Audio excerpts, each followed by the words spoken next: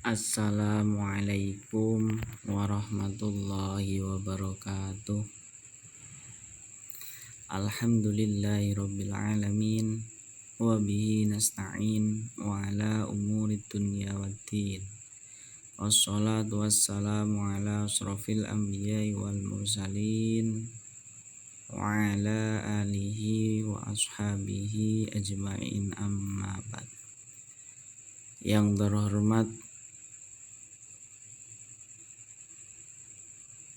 dosen pengampu mata kuliah materi dan pembelajaran fikih MTS dan MA, Bu Mu'allamatul Musawwamah MSI.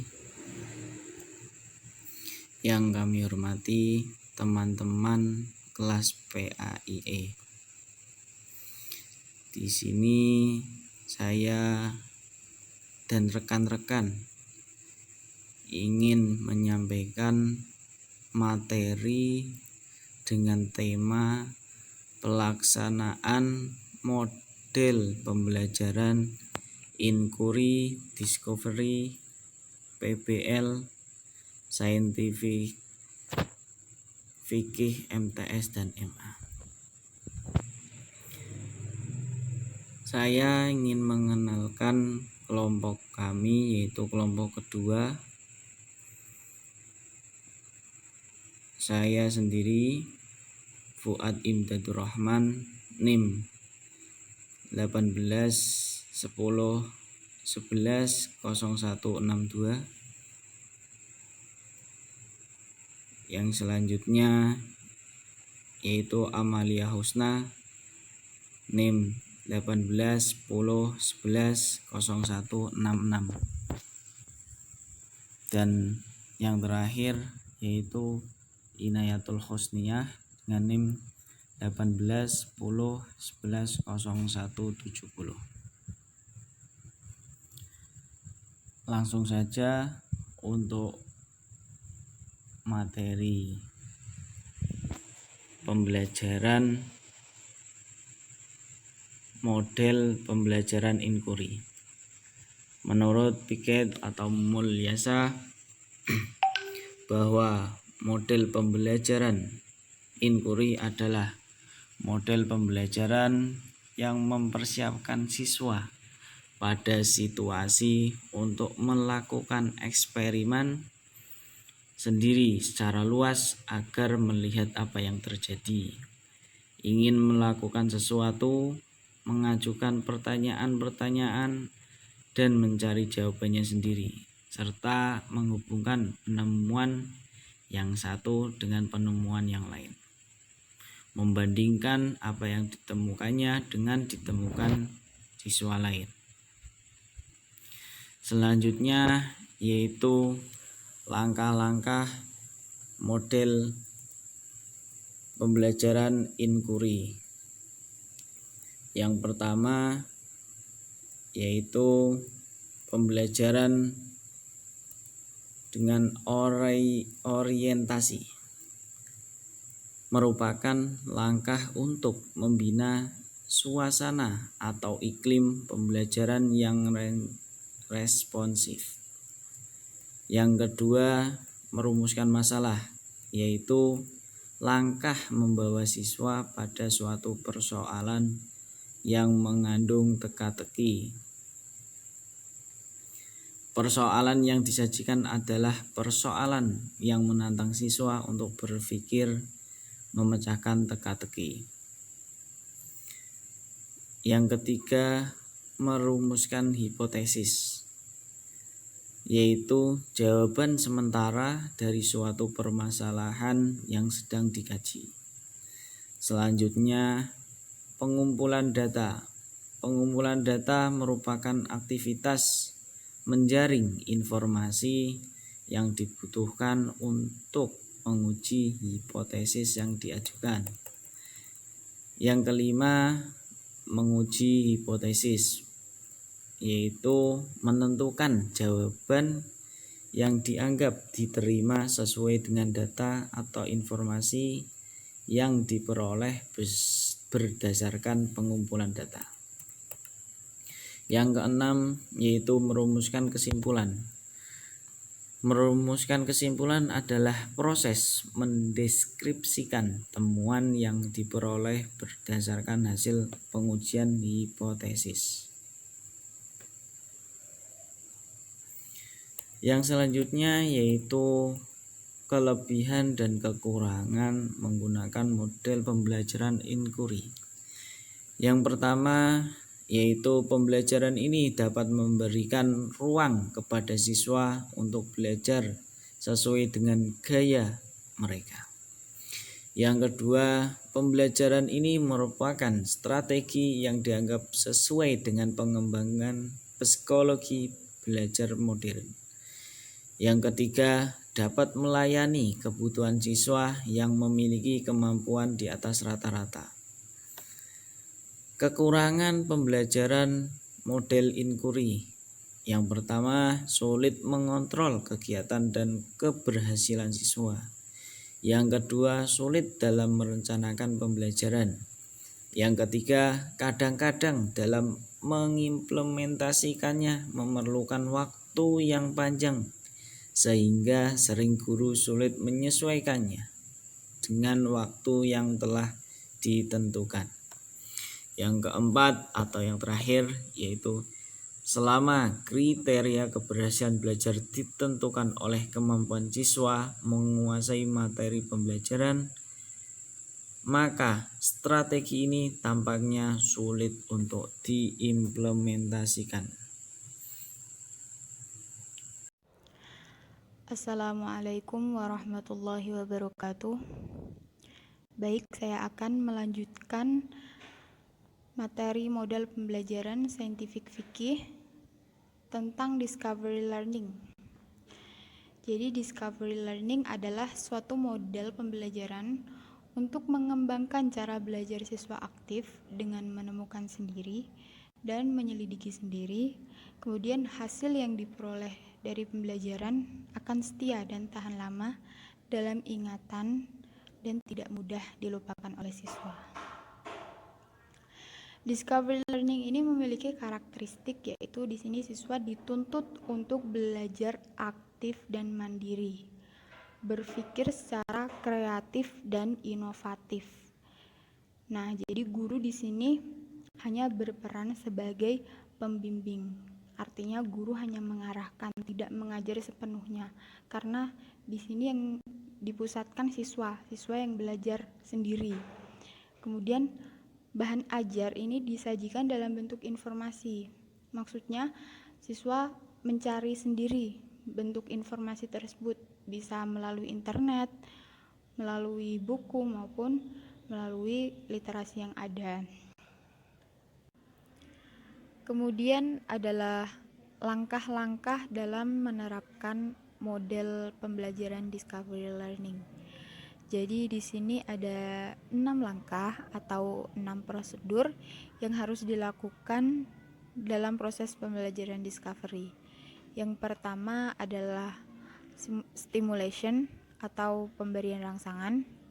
Jadi pertama-tama pada tahap ini siswa dihadapkan pada sesuatu yang menimbulkan kebingungan, kemudian dilanjutkan untuk tidak memberi generalisasi terlebih dahulu agar timbul keinginan untuk menyelidiki masalah sendiri.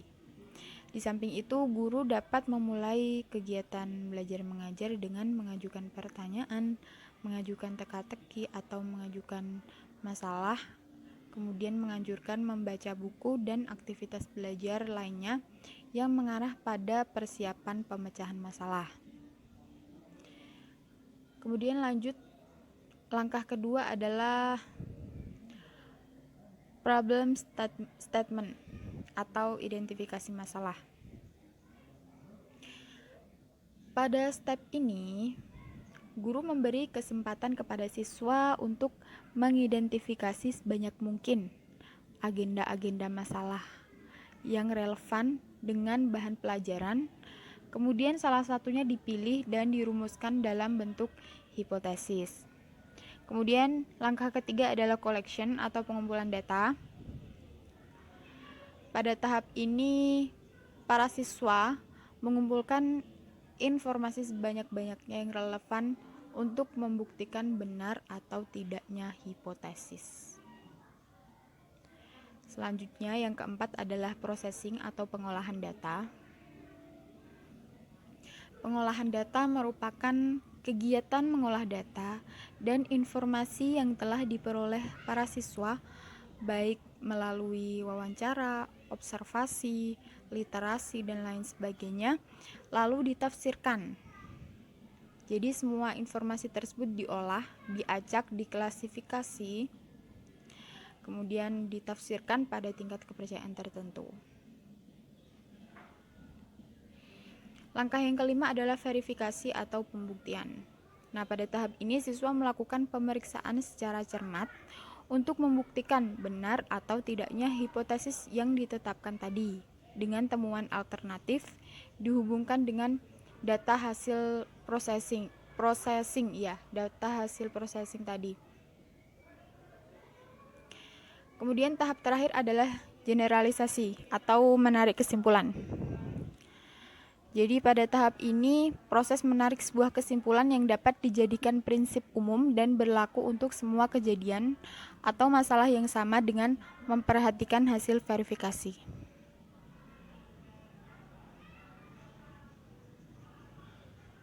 Kelebihan dan kekurangan model pembelajaran discovery learning. Di sini kelebihan discovery learning ada 4.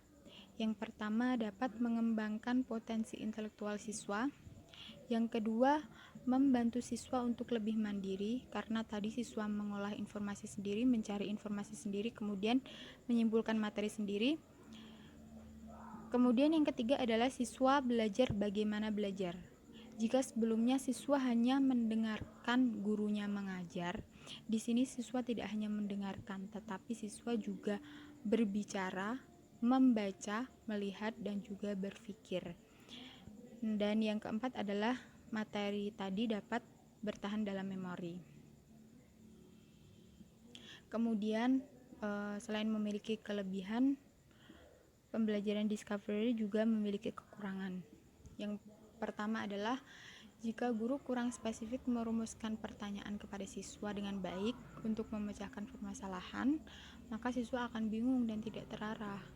Yang kedua, seringkali guru mengalami kesulitan dalam merencanakan pembelajaran karena terbentur dengan kebiasaan siswa dalam belajar. Yang ketiga, dalam implementasinya, model discovery learning ini memerlukan waktu yang lama, sehingga guru sering kesulitan menyesuaikan dengan waktu yang ditentukan. Yang keempat, pada sistem pembelajaran klasikal dengan jumlah siswa yang relatif banyak, penggunaan strategi discovery ini sulit dikembangkan dengan baik.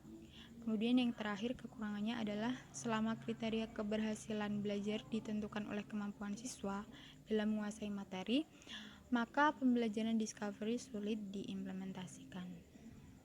Selanjutnya, yang ketiga ada model pembelajaran problem based learning atau yang biasa kita sebut dengan model pembelajaran berbasis masalah. Nah, pembelajaran PBL ini adalah pembelajaran yang lebih menekankan pada suatu pemecahan masalah. Nah, di mana masalah yang digunakan itu sebagai titik awal untuk mengintegrasikan suatu ilmu baru. Jadi di dalamnya itu menggunakan masalah untuk belajar, yaitu sebelum pembelajar mempelajari suatu hal, maka mereka diharuskan mampu mengidentifikasikan suatu masalah, baik yang dihadapi secara nyata maupun secara telaah kasus. Nah, jadi intinya model pembelajaran berbasis masalah ini adalah di mana lebih menekankan kepada siswa agar dapat aktif ya, dituntut aktif untuk mampu memecahkan suatu masalah yang kontekstual atau kehidupan nyata. Nah, selanjutnya sebelum saya menjelaskan langkah-langkah dalam model pembelajaran ini, kita harus tahu dulu ya, kenapa diperlukan langkah-langkah untuk mengembangkan proses pembelajaran atau mengembangkan model pembelajaran. Nah, karena agar dapat dijadikan pedoman bagi guru yang akan menerapkan model pembelajaran. Nah, di sini dalam model pembelajaran PBL ada 5 langkah dalam melaksanakan model pembelajaran PBL. Nah, yang pertama pada tahap yang pertama ini ada memberikan orientasi mengenai permasalahan kepada siswa. Nah, dalam penerapannya di sini guru menjelaskan menjelaskan materi pembelajaran. Kemudian guru mampu menjelaskan bagaimana tujuan pembelajaran, kemudian mampu menjelaskan logistik yang dibutuhkan, kemudian mampu memotivasi siswa agar terlibat dalam aktivitas pemecahan masalah yang dipilihnya. Nah, kemudian pada tahap yang kedua ini mengorganisasi siswa agar dapat melakukan penelitian. Nah, dalam penerapannya di sini guru diharapkan mampu membantu siswa untuk mendefinisikan dan mengorganisasi tugas belajar yang berhubungan dengan masalah tersebut. Kemudian selanjutnya pada tahap yang ketiga. Tahap yang ketiga ini membantu siswa melakukan investigasi atau penyelidikan terhadap suatu permasalahan baik secara mandiri maupun secara kelompok. Nah, dalam penerapan pembelajarannya, guru mendorong siswa untuk menyimpulkan informasi yang sesuai, kemudian melakukan eksperimen untuk mendapatkan penjelasan dan pemecahan masalahnya. Selanjutnya, pada tahap yang keempat, mengembangkan dan menyajikan hasil karya siswa.